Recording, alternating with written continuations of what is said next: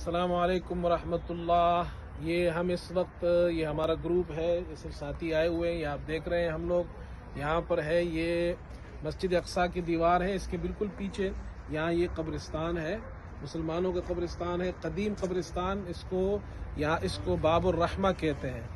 ये हज़रत शद्दाद बिन ओस रज़ी अल्लाह अन्हु की कब्र है और ये 58 हिजरी में इनका इंतकाल हुआ। यहाँ पर मदफून है। और एक दूसरे सहाबी है हज़रत उबादा बिन सामित रज़ी अल्लाह अन्हु, उनकी कब्र ज़रा आगे है। तो एक कब्र ये है और ये ऊंचाई पे है। फिर ये नीचे देखे ये, और सामने ये पहाड़ है।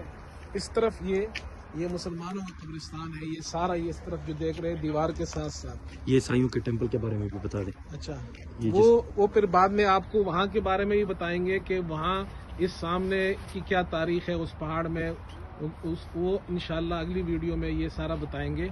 आज यहाँ मुसलमानों के कब्रिस्तान के बारे में ये आपको बताते हैं। और ये आगे हम जा रहे हैं, ये दूसरी कब्र जो सहाबी है और उनकी कब्र है। ये जो कब्रिस्तान है कदीम कब्रिस्तान है ये सारा,